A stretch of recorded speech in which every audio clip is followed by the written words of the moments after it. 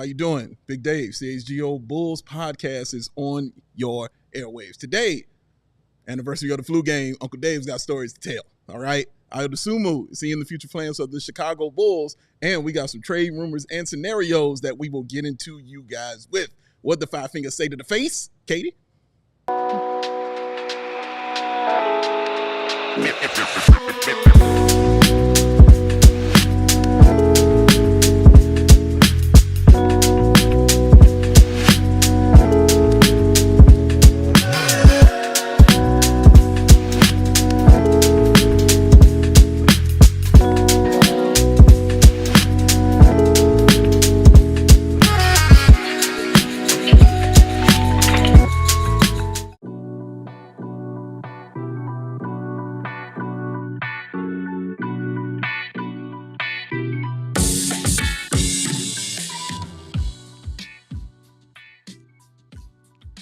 Hello, what up? Peace and love to you all. Thank you for joining us on this episode of CHGO Bulls Podcast on your airwaves, in your face, and in your ears. I am Big Dave. You can follow me at BAWL Sports. Bow. That gentleman over there is Will the Go Gottlieb. You can follow him at Will_Gottlieb. And the one on the ones and twos, of course, is Miss Katie. How are you? Hi. Thank you for joining us. Thank you for being here. It is an awesome day. We got a lot to get into. I'm fixing my shirt because it's a championship shirt because we're going to talk about some championship stuff in a second. But Ayo Dosunmu, we're going to get into him. Is he in the future plans for the Chicago Bulls, or will he be the odd man out? And also, this gentleman over here has got some awesome trade scenarios, and we're going to dive into some trade rumors involving the Orlando Magic. Ladies and gentlemen, we got questions to ask you. Hopefully you got some answers too. Make sure you're hitting the like button. Send us some questions. Send us a super chat if you like. All that. Go. I'm about to get into it. Do your thing. I'm very excited about this. You want me to set you up, or you want to just go? I got this, my man. Just cook. Usually I don't, I like passing the ball. That's my thing. We're doing the DeRozan offense this episode. But hey, man, when the hand is hot, I'm taking the shot, baby. We are talking about the 28th anniversary of the flu game, ladies and gentlemen. June 11th, 1997. It took place. Michael Jordan, if you don't know the story, the Bulls were tied with the Utah Jazz at 2 in the NBA Finals. They were on the road at the Delta Center. Boo. And Michael Jordan got food poisoning. Came down with a 102-degree fever. Some say 103. Marv Albert said 102. So I'm rolling with that. Usually that would stop mere humans and mere mortals from even, showing up to the game. That is something to deal with. This ain't the average human being right here, ladies and gentlemen. No, this is Michael Jeffrey Jordan we're talking about. And what did Michael do with 102 fever like that? Throwing up everywhere, getting IVs in his arm, all that kind of stuff. I mean, he just dropped 38 points, 7 rebounds, 5 assists, 3 steals, and a block. Oh, and also hit the game-winning three-point shot also. Yeah, he did it. Oh, he also played 44 minutes in that game. All right? Just sick and tired. And he still balled out. Why? Because he's the greatest ever. This is one of the reasons, Will, when I have these discussions about the greatest of all time and all these things like this, I need moments like this when we're having these discussions. Because to be that sick, but be that important, because the team Bulls probably wouldn't have won that game without them. Well, I shouldn't even say probably. Probably not winning that game without Michael Jordan playing at his best. But Mike got out there and balled. And not only did he do it for the whole game, Will, you want to know what he did in the fourth quarter? What did he do? Of that 38, he was 13 to 27 from the field. In the fourth, he was 6 of 10. All right? He's 10 free throws. He was 10 to 12 from the free throw line. Only 1 free throw in that fourth quarter. So no free throw merchant, nothing like that. This was all buckets, all right? 2 of 5 from that three-point line.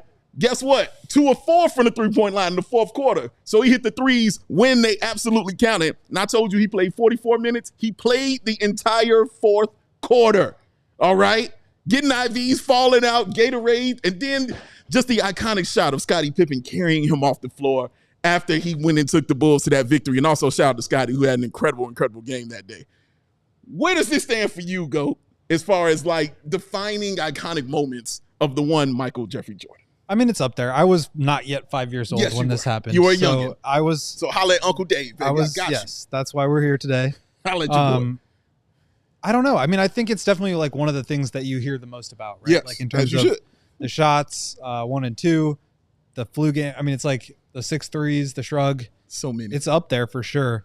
And I guess the question that I pose back to you is like, well, I guess first of all, what makes this like iconic to me is the fact that we know from The Last Dance and from, watching, covering the team that like Michael was like a maniacal competitor. Insane. But what's crazy about this is that typically it was like or at least from my perspective, it was like some outside force that he was like, yeah, that's what I'm using to motivate myself tonight. Yeah. Is it like playing the quarter game? Mm-hmm. Is it, somebody talking?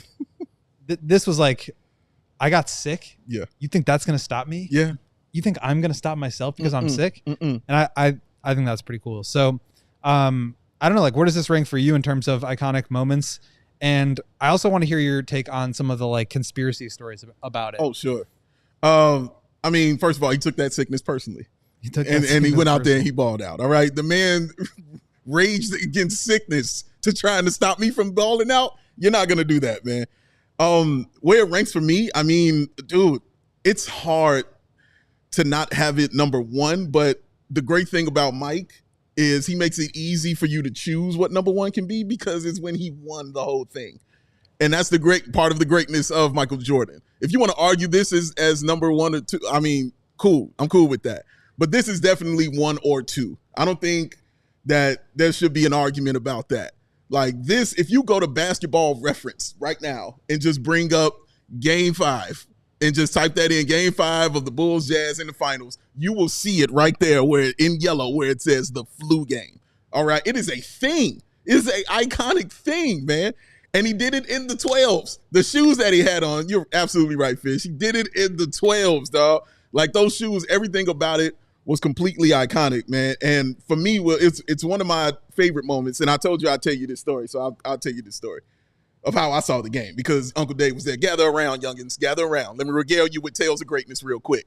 So this happened June 11th. The Bulls used to open up the United Center to let fans in to come watch the game when the Bulls were on the road, okay? Because it was the hottest ticket in the world and astronomically priced. So you weren't going to go see the Bulls play at home. It was very hard to do. Shout out if you were able to afford that. But we did the next best thing. And my mother took myself and my cousin to the United Center to watch that game live. Now, that was like one of my first like Bulls games, period. Like going to in my life. If I'm not mistaken, it maybe have been my first. Maybe I'm forgetting one. I don't know. But it feels like it was my first time just going there. I believe I played there like when I was like on like in a kid, like basketball, bitty basketball kind of thing and stuff like that, which was like AAU for back in the day kind of thing. So maybe I was there for that. But just as far as like game sitting and watching, this is the core memory. So we go in there and I watch it and everything was set up like it was a home game for the Chicago Bulls. So Ray Clay is there doing the announcing. So they've got the spotlight going. They turn all the lights out. So the Lover Bulls are out there cheering. Benny the Bull is out there going crazy. It is packed in that stadium, dog. Like you could not find a seat. For a game that wasn't there. For a game that wasn't there. This is how on fire the Bulls were during that time. But man, when they just seen that just blew my mind because just to feel that, they made it feel like the Bulls were really there. So you're watching the game up on the jumbo screen. And the Bulls got off to a real slow start because they announced during it that Mike was sick. So they got off to a slow start, and I remember Utah was up on them by, I believe, double digits. And then all of a sudden, just Michael Jordan put on that cape, wiped his nose, threw up in a bucket somewhere, took some Gatorade and an IV, and walked out there and did superhuman things that we had never seen. So when most people see that three-point shot hit, and they don't hear anything, I have a whole different memory of it. Because when he hit that three-point shot to take that lead, all I have is the UC going absolutely bananas, dun, dun, dun, like that comes on. Like it was euphoric. That's the only word I got for that stuff. It's euphoric. And I hope people in their lifetime get to experience that kind of level of greatness in some capacity, man. But dude, it was one of the greatest moments of my basketball watching life of actually getting to see Michael Jordan in the United Center, even though he wasn't in the United Center. But it was magic. It was magic. It really was. So they played it on the Jumbotron? Yes, it was on the Jumbotron playing, and that's cool. how we saw it. Any bucket that went in, Ray Clay would announce it. You know, it was like a real home game. Like they did it like a straight up home game. So I don't have the same kind of memory that most people have of just watching it on that TV and not hearing people explode. No, I equate it with a home game and just the euphoria of everybody just losing their minds, including my mother, including my cousin, man. We lost it. It was great. And you see other teams do stuff like that. Like obviously the Pacers just had people watching from their field house when the team was in OKC. But yeah, I just like, I don't know, going to these play-in games the last couple of years, like it's definitely turned up a notch from the regular season. Sure. But even like to me, game 3 of the Bulls-Bucks series in 2022, when they were tied 1-1 after being in Milwaukee and they came back, like that was really electric. It was. And that was like for a team that was tied in the first round of the play. Like I can't imagine what that would have been like to go during that time to watch that player, that iconic game and moment in his career. Without even the team there. I mean, that just must have been insane. It was unbelievable. And one of the great things about Mike is if you showed up, he was putting on a show. That's all it was. Even with 102-degree fever, it was happening. You asked me about the conspiracy theories about Mike. I've heard one about Mike being drunk. Like the hangover. Yeah, man, come on, bro. You think Michael Jordan got drunk before a finals game? Regular season, I might get you. A finals game? Mike would rather die than lose, all right? He is not going to jeopardize that by going out and getting drunk the night before, dog. In a finals game? No, absolutely not. Like, that dude is too cold and calculated of a human being to let anything like that stop him. How do I know this? Because he had 102-degree fever and still went out there and whooped Utah's ass. Like, that's how I know that, man. Michael Jordan is insane. He's too insane to be drunk on that day or have a hangover and walk in that way. And what kind of hangover is that? Is my question. If it is a hangover, damn. Give you a fever like that where you got to get IVs all day long? I've had plenty of hangovers, bro. Listen, I ain't never had one to be that level. And to not have one at that level and to still go out and play in that way, no. Mike's not jeopardizing, bro. I believe he was food poisoned. I believe all that stuff. Now, how he was food poisoned, you can leave that up to interpretation. Some people say, he says it was the pizza. The pizza company said we weren't even serving pizza at that time. You know what I mean? We weren't even doing it like that. I don't know. But I guarantee you, he was not drunk in any capacity out there. And also Scottie Pippen, because Scottie Pippen was incredible in that finals. He also played 44 minutes in that finals, man. 45. He was in that game. He was incredible in that entire final series. I remember Jordan saying that he got the MVP, but Scottie gets the car. You know what I mean? Because Scottie was outstanding and incredible. Bulls went on to win their fifth championship because of the Game 6 game-winning shot by Steve Kerr at the United Center, and then the steal by Tony Kukoc, or the steal by Scottie Pippen, who kicked it off to Tony Kukoc to finish it up for the dunk, and the Bulls won their second in a row. Also, Jordan had 39, 11, and 4 in that game. Just want to toss that out there. And it's not like this is out of 138 points. That we're scoring. They scored 90 that game. 90. So 90 he had to almost 88. 45% of the team's points. Mm-hmm. With 102-degree fever. That's crazy. But it's insane. Yeah, Will, drink that in. Feel that, young fella. Drink that in right there. Because that is crazy talk. Only 2 other players had double figures. It's crazy talk. It's crazy talk. He is the greatest. He averaged 32. Luke Longley. 32, 7, and 6 is what Michael Jordan averaged in that finals. He led the team in scoring and assists. And as I stated earlier, won his 5th finals MVP. He is the greatest of all time. Like, I just don't understand it. I don't get it. I'm so glad I got this shirt on today because this is literally the 5th championship shirt that I'm rocking today, man. So, yeah, Michael Jordan's the greatest. Stop debating it with yourselves. Kids, if you ever want to hear more stories about this, I got plenty for you. Go if you ever want to just gather around for an hour or two. Katie, you're welcome as well. All the Utes. So this is your number one moment? Number 1B. 1B. Because it's hard to put it over the shot. In Game 6, man. It's hard to put it over that. Just the whole sequence of that, of the layup, of the steal. But I agree. This is why on the road, he's the Black Cat. You know, it's like this is Black Jesus, baby. This is why he's like untouchable because it's like the legend of this kind of stuff that just makes him untouchable. The greatest of all time. Deal with it. We're gonna take a break here. When we come back, Ayo Dosunmu, is he a part of the Bulls' future plans? we're going to discuss and get into it. Come on back.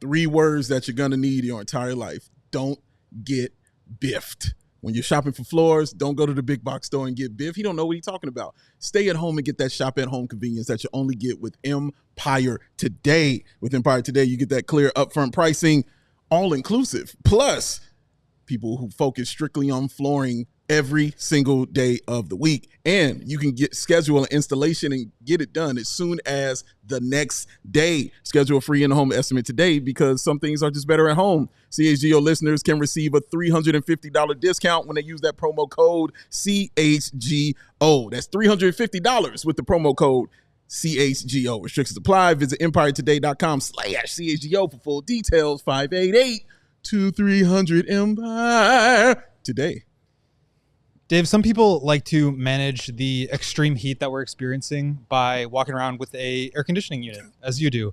But for other people like myself, we use Mando. It's the whole body deodorant that is safe to use anywhere on your body, from your pits to your bowels to your thigh folds, belly buttons, butt cracks, and feet. It's created by a doctor who saw firsthand how normal BO was being misdiagnosed and mistreated. And you can choose from a variety of fresh scents. We've got bourbon leather right here. You can smell it if you want. Clover Woods, Mount Fuji, or Pro Sport. It is clinically proven to control odor better than a shower with soap alone. 12 hours after your shower, the average man's grundle odor, you heard that right, was a 5 out of 10. What? But with Mando, the average grundle odor is a 0 out of 10. Mando Starter Pack is perfect for new customers. It comes with a solid stick like this one of deodorant, cream tube deodorant, 2 free products of your choice, like the mini body wash and deodorant wipes, and free shipping. And as a special offer for our listeners only, new customers can get $5 off of a starter pack with our exclusive code that equates to 40% off your starter pack. Use code CHGO at shopmando.com, SHOPMANDO.com. Please support the show and tell them we sent you. Smell fresher, stay drier, and boost your confidence from head to toe with Mando. Welcome back. CHGO Bulls Podcast, in your face and in your ears. Thank y'all for joining us. Big Dave, we'll go Gottlieb, Katie on production. Make sure you're hitting the like button. Well, as a player, I definitely have been wanting to talk about and get into and discuss because I feel like he hasn't been brought up enough. I continue to hear his name when we're talking about trades. We're talking about future of the Chicago Bulls franchise, but we haven't gotten into him. So I think today is a good day to kind of do that, and that is Ayo Dosunmu, ladies and gentlemen.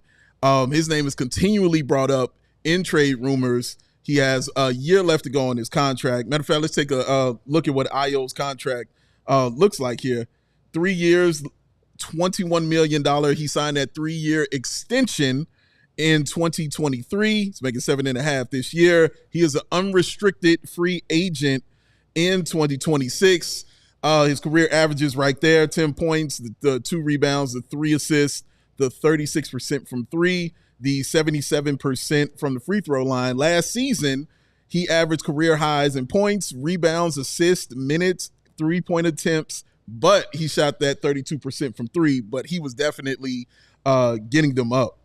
Ayo Dosunmu, before I go further, Will, it's kind of beyond the numbers, with this guy. You talk about that a lot with a guy like Alex Caruso, how it's kind of, you can't just look at the stat sheet and say, oh, this is that type of player. Ayo is definitely one of those players for the Bulls. 100% agree.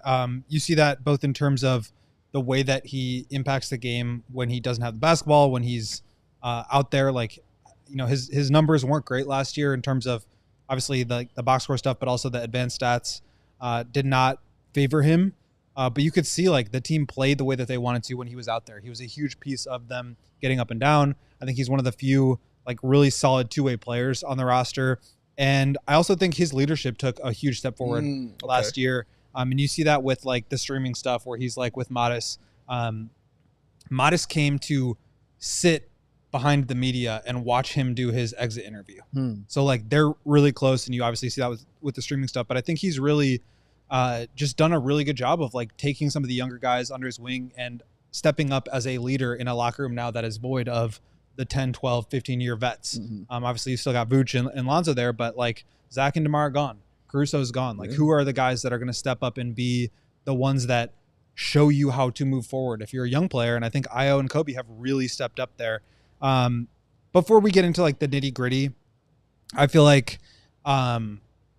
I have said this a couple of times, but like I don't doubt Ayo anymore. He's continued to exceed my expectations, exceed what I thought he could be as a player, both in terms of like his production, but also in terms of what he can do out there with the basketball in his hands, you know, as a defensive player. He's just really solid. And I think he's the kind of guy that you want to build with. So for me, I'm not looking forward to trading him. I especially think it's like not the best time to do that because the contract situation is tough, and also him coming off of a surgery. We'll get into more of the contract stuff, but to me, like Ayo just feels like a very foundational piece in what the Bulls are building. Yes. It's easy to say the Chicago connection and like the Illinois stuff, but like in the locker room, you can just feel that he is very much one of the leaders in the clubhouse. I'm so glad you said that. Is an absolutely great point. And it's something that you're right. He has grown into for sure. And he's taken it upon himself to do those kind of things for the Chicago Bulls. I don't like when his name comes up in trade conversations because I don't want to get rid of Ayo Dosunmu, man. Like when Arturis talks about building that culture, you know what I'm saying? You kind of want to look to that one guy where you can say, this is how this team is supposed to be on and off the court. This is how we're supposed to play. This is how we're supposed to practice. This is how we're supposed to be in the community. That is Ayo Dosunmu, ladies and gentlemen. That is exactly the kind of player that he has been and is just growing more into that role every single time. He's gotten better every year.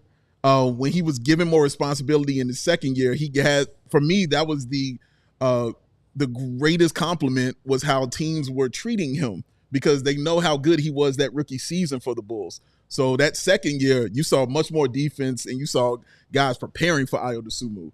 But where others would hit that wall and fall off, Ayo just kind of said, well, fine, I'm going to hone my three-point shooting and I'm going to find a shot. That's one thing I always talk about NBA players, and you've said this too, they have to find a shot in this league, something that they can rely on constantly. Ayo definitely has that, because when the opposing team hits that bucket, Ayo's taking that out the net, and he's going to the other end for that layup, like all the time. That's why he shot at such a high percentage from 2-point. I believe it was 61%. But you talked about the leadership, and I wanted to touch on this before we got into the contract, because I think this is important. When you talk about that leadership, it extends beyond that locker room for Ayo Dosunmu. It extends into the community, and it goes deep into the city of Chicago, because Ayo is involved in so many charitable organizations that I wanted to just highlight here, if you will, Katie. Deeply ingrained in it, man. Like the foundations that he has. He founded the Ayo Dosunmu Foundation. He hosts the annual Ayo's Block Party. He does that in honor of his friend Darius Brown, who was lost to gun violence.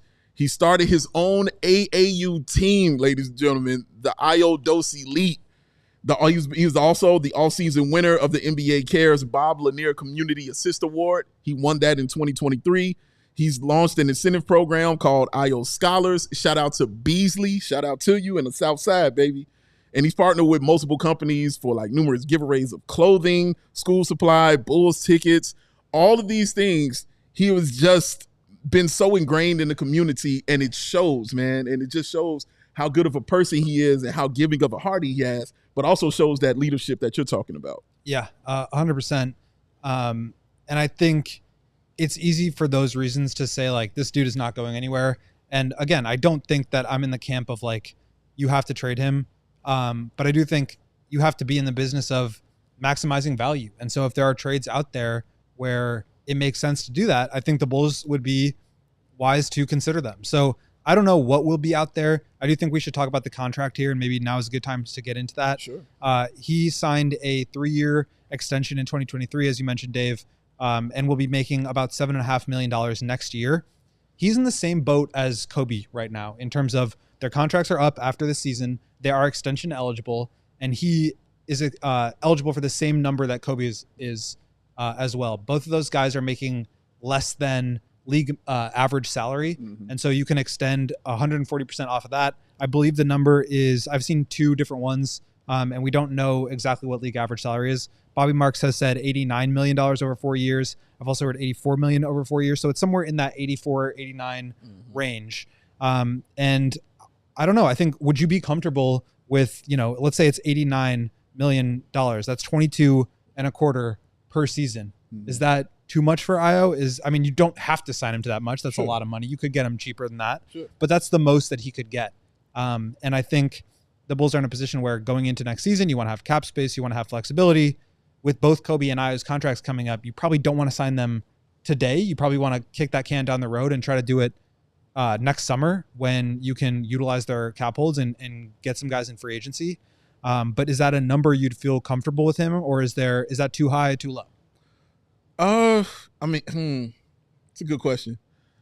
If they want to give it to him, take it. I mean, of course. For sure. If you're him. But maybe it's a little too high, maybe, for a guy that is not a consistent starter for your squad. Maybe it's a little too high. Maybe 18 is about that number. 18 to 19 a year would be about that number for him. And look, he's already signed a deal that was pretty much, a discount, I thought, in that extension that he got, the 3 years, $21 million with the $7 million a year. Because I remember when we thought he was out of here and he was on his way to Brooklyn. And the Bulls went ahead and they brought him back, and thankfully so that they did. But yeah, Will, like maybe it's just a tad too high, for a guy that you don't have pegged as a starter, because the first thing that's coming in my mind is that's money people want to pay Josh Giddey, and that's your starting guard. You know what I mean? Right there. That's the dude that we feel like they're going to build that team around. So if that's going to be the case, the guy that is the culture guy on your squad who might maybe coming off the bench and maybe better served for your team coming off the bench. He can plug in anywhere, obviously, but maybe he's better served like an Alex Caruso situation where he's coming in off the bench and causing havoc that way. Still playing 28, 30 minutes a night. Yeah, exactly. Because he played 30 minutes this season, before he got hurt. So it could still be a thing. And I want to bring this up too, the guards, because that's one of the reasons why I asked this question, because the plethora of guards that the Bulls have on their squad. And I want to take a look at the ones that are still under contract for the team. As you can see, Coby White having a year to go. You see Ayo's got his year.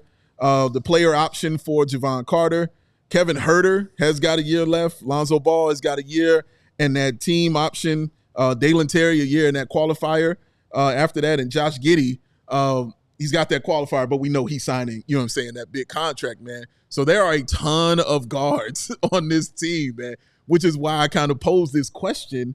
Is Ayo Dosunmu a core piece of the Chicago Bulls' future going forward? Knowing they have all these things, we don't know who they want to bring back next year. I mean, their books are going to look crazy clear, especially next year.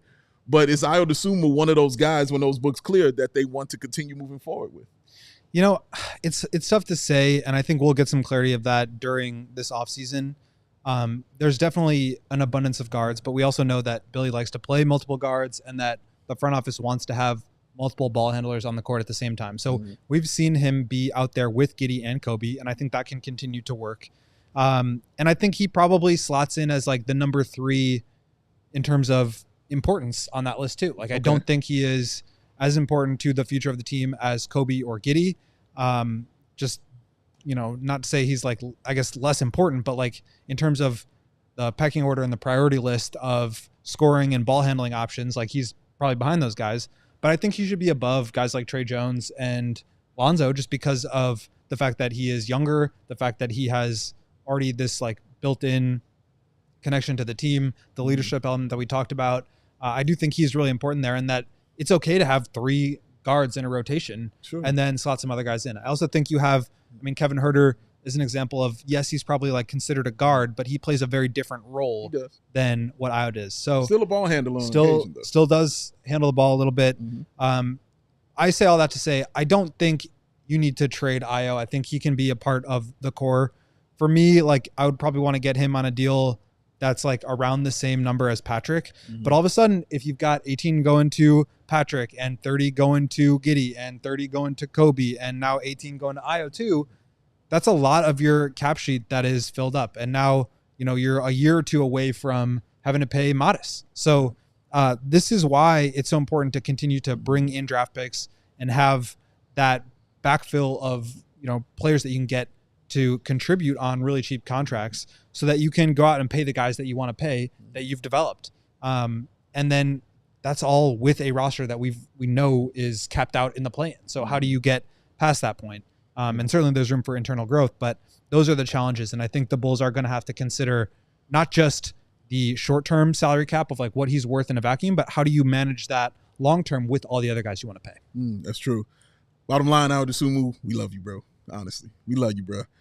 When we come back after this break, the Bulls, we talked about them trading down. There's also some trade up scenarios that might deal with some of the aforementioned guards that we just talked about. Will's got it for you. Come back after this.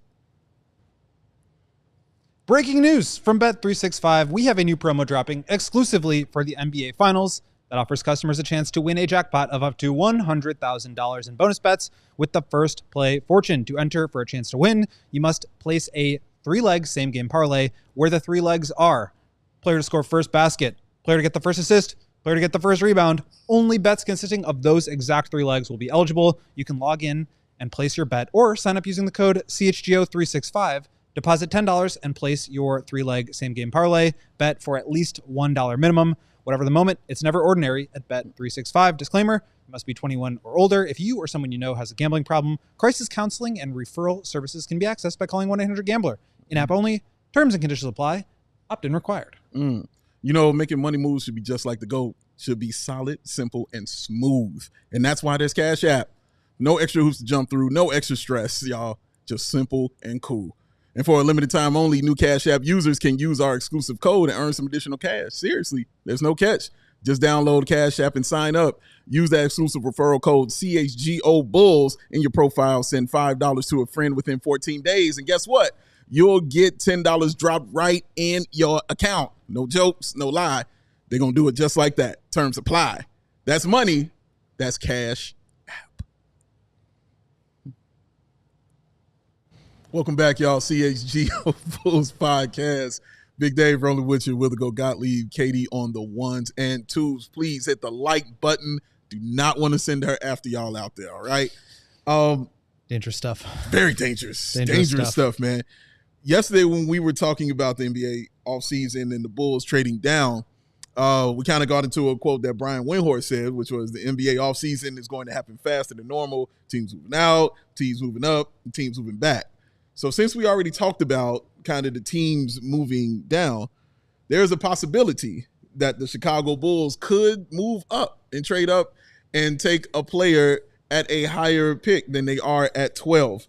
And we'll go Gottlieb, sir. You had a trade scenario for us that you kind of wanted to get into. Yeah, so I think it just makes sense to think about this in terms of the Ayo decisions. So we talked a little bit about trading Lonzo, trading Vooch. With the contract stuff that we just discussed, you're going to have to decide, do you want to pay Ayo next summer, extend him now, or try to trade him now? Because he actually will be, I think, extendable on his number, which means if a team does trade for him, they can do so knowing that they'll be able to retain him. They don't have to let him get to free agency.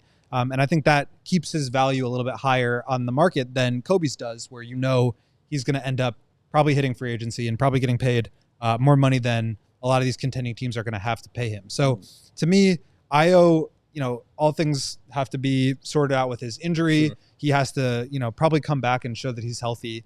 But like, he could be an interesting piece that is making $7.5 million a year. If there's a team that needs another rotation guard and wants to move back a couple of spots in the draft, like maybe he could be a piece. Maybe it's Lonzo. Maybe it's the Portland draft pick that the Bulls have. But I think it's kind of important before you start to like consider some of these options of like, why do the Bulls need to trade up and who would they want to go after? I think there's a general consensus of like, can the Bulls move up in the draft? But to me, I just wonder if it's that important to do it. Maybe you're in love with Kaman Maluach and you feel like you can only get him if you're in the top 10 and that's really what you want to do. Okay, I could hear that. But I just don't feel super excited necessarily about anybody who would be there at 8 that might not be there at 12. So we can get into some ideas, but before that, I just kind of want to get your sense of like how important you think moving up in the draft should be for the Bulls. Important. I mean, again, all options should be open. As I said, a proper draft strategy. All options should be open. They should be looking at every single thing. I think you're right when you talked about how on draft night, you think some of these deals, a lot of these deals be made. Like moving up is definitely a draft night kind of move for sure. So seeing as how the draft might be going, and maybe it's a team that loses out on a player they wanted to take at a certain spot that they won't be able to get, and they're like, well, we don't want anybody else. Well, maybe the Bulls could be on the phone with them, and having a conversation with them about moving up. But also it means, who are the Bulls excited about? Exactly. And so who do they like? Who do they say, oh, man, we definitely can move up and get this guy? That would be awesome. Because even though they might have wanted Modest Buzelis for sure, Bulls still didn't make a move, They still stood pat at number 11, and thankfully, Modest Buzelis fell to the Chicago Bulls. How much different would their future be if they took Cody Williams? Man. Or if they took Salon or something? Man, a whole different future. Crazy. More sadness and tears will be going on. But once again, thank you, Modest. My goodness. But, yeah, man, I think it would say a lot to me about the Bulls and what they value in this draft if they decide to go ahead and make that trade to move up. Because it makes more sense to me to see it to move down from number 12, because maybe you can get multiple picks that way. But if you're moving up, you're giving up stuff. You know what I'm saying? You're really giving up stuff to take somebody that you really, truly like. So you're really telling me exactly that you really have some belief and some future in some young guy that, maybe we haven't, really looked deeper into. But I'm wanted that way. You know what I'm saying? Because it's your job to know these kind of things and situations, and for me to watch it and say, oh, okay. But it would let me know that the Bulls definitely love someone, not like someone. They love someone to make some of these trades, man, and especially some of the trades that I've heard you mention. Yeah, so let's just look at who they could possibly move up with, because it's easy to say Bulls should move up, but you got to find a trade partner. Takes two to tango and all of that. So obviously Dallas not moving off of number 1. San Antonio probably going to be setting their sights a little bit higher than whatever the Bulls have to offer, plus 12 for the number 2 pick. I think same Philly.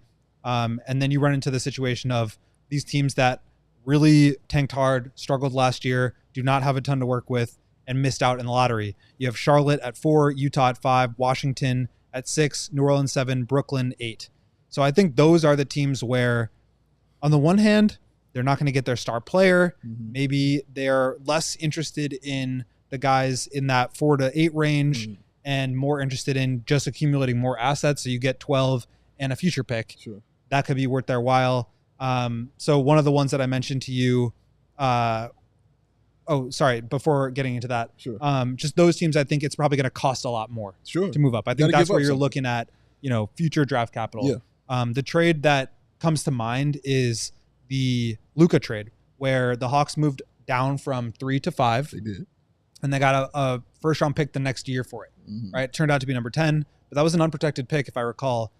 Where they just got an extra pick to move back 2 spots. So if you're moving up from 12 to 8, yes, you're not moving up quite as high, but you're moving up more spots. And so I think that's something to consider too. For me, I kind of started this exercise at 9, because I just think if you're Brooklyn and you just sat through, what was it, a 26 win season, and all you have to show for it is the 8th pick, and then you move back out of that pick, that's probably pretty tough to sell to your fan base. So for me, I started it at 9. Okay. And this is where I feel like you just have some interesting questions about, is there a center available? Maybe Malawach is somebody that you really want to move up for. Could you do that by moving up to, 9 with Lonzo Ball or Ayo? Would Ayo plus 12 and maybe a second round pick or something get you to move up from 12 to 9 so you could draft Malawach? Is that something you'd be interested in? Can I sell you on that? Oh, man. For me, no. Okay. I'm going to turn it down strictly for one. I already talked about how I feel about Ayo. But I don't know why I just feel like that's too much to kind of give up, and I'm not in love with Malawach. Yeah. I think Matt would have a different answer than me because he loves Malawach. And yeah, and I mean, even you, I believe on your big draft guide big board, you had Malawach at 10. So a top 10 guy to give up for the guy who's setting your culture and a guy that, is your leader in your locker room, and a young leader in your locker room, I don't know if I'm ready to kind of give that up, to take that risk on that. Lonzo Ball and maybe the Portland pick and that number 12 pick. Yep. Maybe that could, entertain me, and make me look back into it. But again, you're giving up a lot of draft capital there as well. But it may be a little more worth it to me just because of the player aspect of it. The Portland pick for me is a fantasy and a dream. You know what I'm saying? That just falls through your hands like sand. But it's still something that they can definitely have and can definitely use to trade. I almost think but now, also is Malawach, because you have him at 10. Is Malawach just the only guy that you think you would move up for and take? Because, Derek Queen might still be there. Kasparis might still be there. Is it still just Malawach for you? for the Bulls, probably. I don't really feel like, so on my draft big board, the guys that I have in that range, I have Cooper, Harper, VJ, Ace, and Con Knipple, my top 5. After that, you run into like Trey Johnson, Jeremiah Fears, you have Queen, Malawach, Essengay, Yakachonis, and then Colin Murray Boyles, Cedric Howard. So there's no one else there that I think really, like, to me, I'm not a huge fan of Malawach in terms of what he does. I think the idea of him being a shooter is like, we do this every year where there's like a rim rolling center at the combine who makes like 15 out of 25 threes, and everybody thinks he's going to be a shooter, and then he moves up in the draft, and then he never shoots a 3 a day in his life in the NBA. Yeah. And I think that's like kind of a common trend. It's like 1-0 workouts. Of course, you're going to like make some open threes. Ben Simmons is making open threes in these workouts. So to me, it's like this guy has to really fit with, I think there has to be a level of conviction in the core that you have, right? They need to be, we are sold on Giddey, Coby, and Modest. We need a rim rolling center to go with them. And if you feel like Malawach is that guy and you feel like it's not going to kill you to pay that price, then maybe it is worth it to move up. To me, like, I think I would rather keep all the assets and then hope that Essengay falls, hope that Colin Murray Boyles falls, hope that Cedric Howard falls, hope that Carter Bryant falls. Like, I think that there should be someone available. I'm lower on Sorber. I'm getting progressively lower on Queen. So I don't feel like either of those guys are like the perfect fit or worth really moving up for. So even though I have questions about Malawach, just that value proposition in the top 10 plus giving up assets, I think he's the only one where it really makes sense to do that because of him filling such an important hole. We've also talked about, do you draft for a fit and filling a need, or do you draft for best talent available? So if he's the best combination of those things, maybe. I'm a little skeptical. Yeah. Okay, I hear that. Also, when we were talking about this, you did mention teams like Houston, you mentioned teams like Portland. Do you find value in training up that 1 or 2 spots with those 2 teams right there?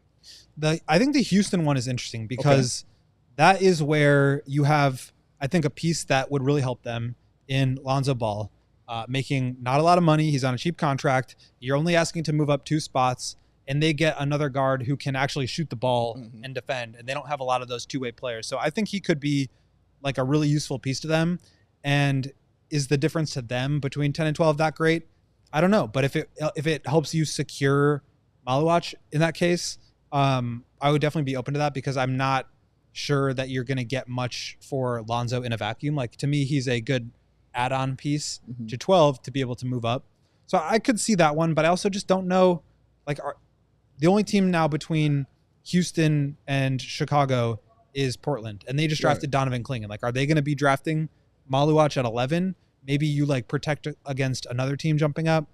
So I feel like the cost makes a little bit more sense there in terms of what you'd be paying, but I just don't know that the value coming back is that great. So to me, like, I just don't know. And then you look at Portland, is there a reason to move up for them? Like, could you give them their pick back to move up to 11? And is that really worth it?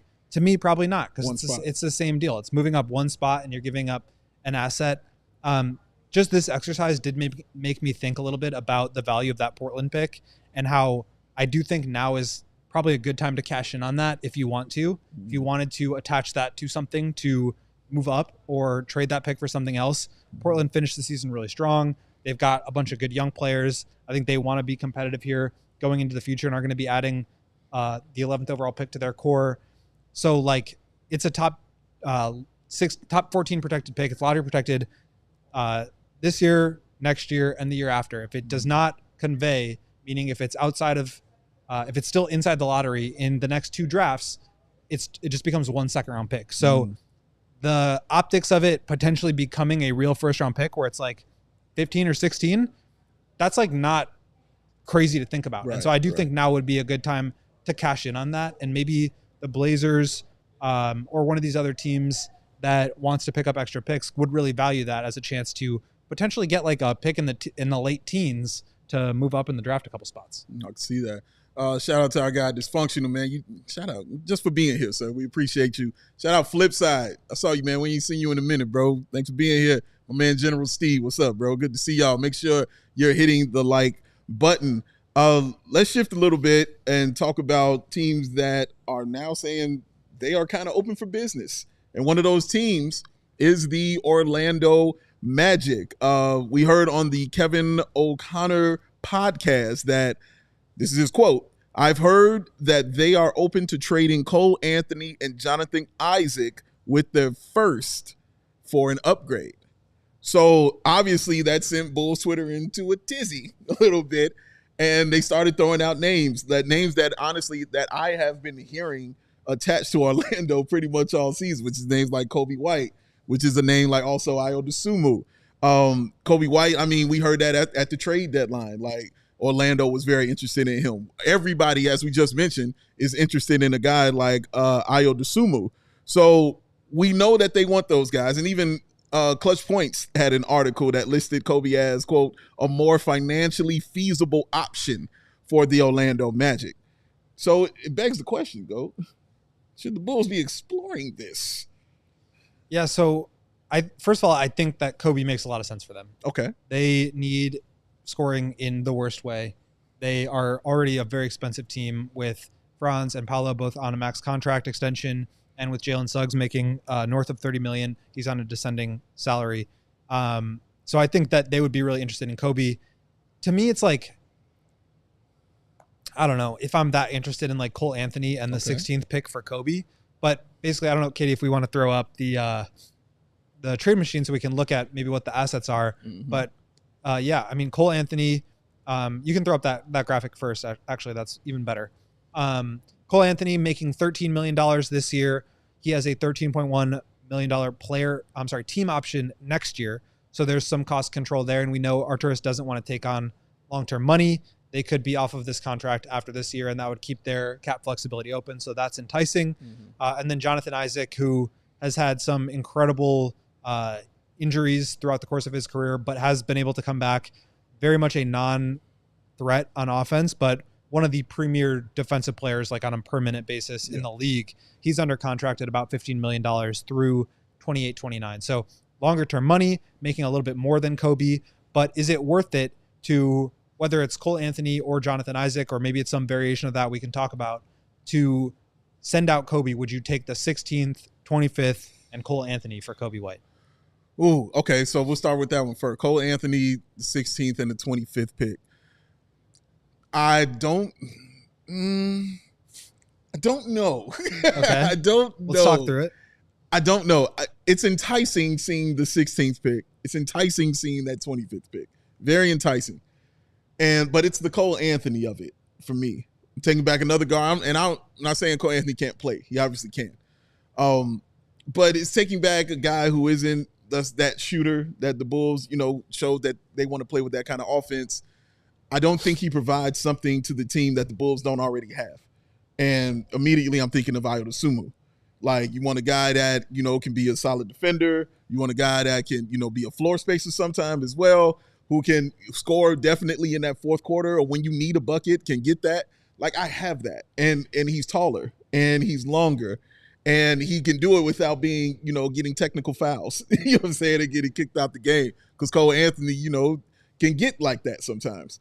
So for that reason, that's why I give that slight hesitation to it, is getting that for Coby. And obviously Coby having that 1-year deal is why it even comes up and makes it, more enticing.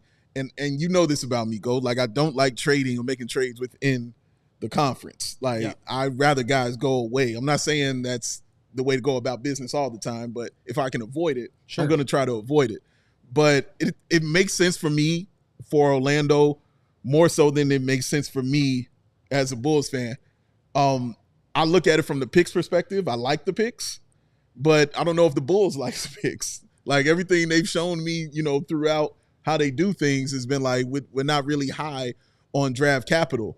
But man, to have the number 12, the 16, and the 25th, you are kind of setting up your future right then and there. If you hit on even just one of those guys and the other two are just, okay, you've really done something, honestly. Like you've really cleared some space for yourself, and contract-wise, you've cleared some money out and you've got more money on the books. And we know how AK loves taking some big old swings and trying to get that big free agent guard or big free agent forward or whatever he wants.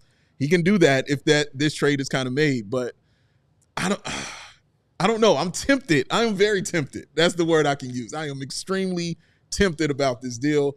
I don't know if I would do it. Yeah, I'd probably lean no on this one just because I don't feel like there's a lot of upside in any of those individual assets. Like for me, we've talked about how I don't even think there's a lot of upside at 12 and now 16, like kind of in that same category. I think it's like obviously a good asset to have, but there's nobody there that like I really feel is going to be a potential franchise changing player. I do think that there's value in having multiple picks. Like you're saying, multiple bites at the apple. Like, and we talked about a couple of guys, Berenger and Reynaud. Like if one of those guys is available in the 20s, and now you can get a center of the future, you get like a backup point guard in Cole Anthony and a couple of other rotation pieces. Maybe it's Drake Powell, maybe it's Carter Bryant, like one of those guys.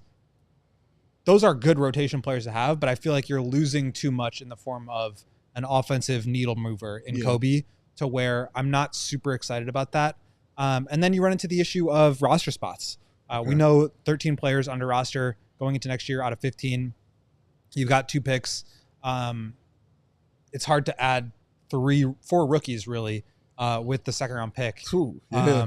So if you could get a future first round pick instead of the 25th pick, I would be a little bit more interested. But to me, I think what I was thinking about when we were kind of going through this is like, to me, it makes more sense to try to use Coby to get another player that you're more confident in. So like, is there something there for Jalen Suggs? Because to me, if you could turn Coby plus something, I'm not sure what that cost would be, and we can talk about it, into Jalen Suggs, now you have a player that I think complements Giddey a little bit better. He's a very, very good, like elite defensive player in the backcourt, shoots threes, can also handle the ball and run some offense. I think he's a much better complement to Giddey long-term, is locked in on a very good deal.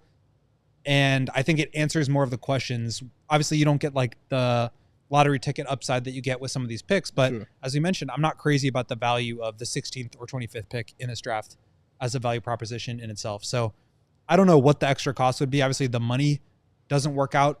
You need to add about $22 million to Coby's contract. Yeah, maybe they want Vooch back. Maybe it's like a pick or something. I'm not sure what the cost would be. But maybe we can try it on the old trade machine. All right, Katie wants to fire up the trade machine. We shall do so. Let's see what we got right up in this piece. We are now inside of Goat's brain. It is a very, very happy place. He enjoys doing these things like this. How many mock trades do you do like during a week? Oh, I just in the morning every day. Just in the morning every day. But yeah, let's get into it here. So Coby, if we drag him over, are we doing Suggs or are we doing the Cole Anthony one? Let's start with Cole Anthony. To me, like, I'm not interested in Jonathan Isaac's contract. I think he's, on behalf of Matt Peck, no Jonathan Isaac. A fine player, but like I'm not taking on 4 years of money. No Jonathan Isaac. I want to keep that flexibility open. So it's probably got to be Cole Anthony.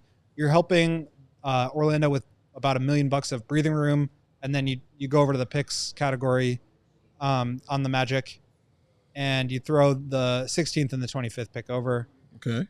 And I believe that works, according to the old Fanspo trade machine here, as we were looking at it on our YouTube channel. Hit the like for us, and then give us a try. Try the trade, and success. Great success. It's you help them take about what does that say? I can't see that far. A couple of $100,000 off of their books for next season, which is valuable, and you get 2 extra shots at the lottery. I don't know. I could probably talk myself into it, but I don't love the upside. Yeah, like I just meant, it's the love. I want to love this. Like when I'm hearing, if you're going to trade Coby, you got to really. Yeah, bro. But when I'm hearing I'm getting 2 first-round picks back, I want to be in love with that. Yeah. And I just not all don't first-round have that picks true are love. created equal. Like true. Late first-round picks are just not as good. Yeah, it can be the case. Jalen Suggs, you mentioned also, he's got a crazy 5 years, $150 million contract for him.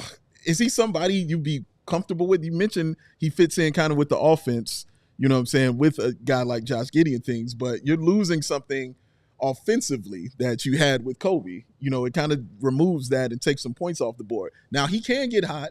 He has been a guy that can slay you in that fourth quarter for sure. But he is not somebody who's going to go out there and get you about 25, you know what I'm saying, even 20 a game or something like that. But you say that he can still fit in this. And I need you to break that one down because I can see it defensively. But, like, offensively, you're really losing something here.